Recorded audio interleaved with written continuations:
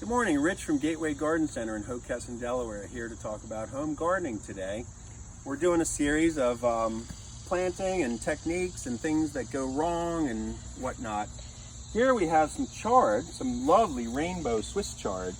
A couple of days ago I was over here and observed there was flea beetle damage from the summer. It's been a rough summer, and you can see they eat holes in the leaves, and they can actually prevent any harvesting because they're just sucking nutrients and really making the plant stressed out. I'm really happy to say this came through summer. It was a very hot summer. Typically chard would bolt in a season, so this came across pretty good and will start to really revive itself as it cools off, and there'll be plenty more to yield if you like your Swiss chard, which is a great green, great source of vitamins. And it's about spacing. The proper spacing is about 12 inches on center, which you can see about my foot distance in between plants for best yield, so you don't have crowding.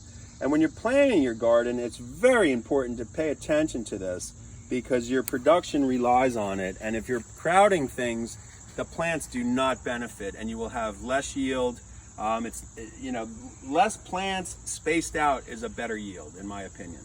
And we're about to get into fall gardening here because it's right at the end of August, and like I said, I'm impressed that this came through summer, so we don't have to plant this patch, but we are going to plant some new chard, probably in one of these areas that's empty behind me. And it's all about planning on what you want, amount.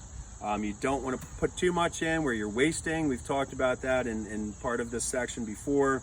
Planning for a family of 4, 6, 2, you gotta kind of balance amounts of plants, because too much is not good. You end up wasting. And I made that mistake many years ago with peppers, and it was hot peppers, and I planted way too many, but thankfully I had an avenue to get rid of them. And that's what's important, is not wasting, in my opinion, especially food. So at this point, there were some carrots here, which I haven't tried to pull any, but I think they're a little bit tight, and I think this soil needs more sand in it to get a deeper root, because the ones we did look at were a little stubby. It might be the variety. There was also beets in here, which have been harvested at this point. So this bed's in the process of getting renovated for fall planting. And I'm sure we're talking about some lettuces, maybe some kale, possibly some arugula, some of the cooler crops. So look for that in another series where we talk about actually planting for fall.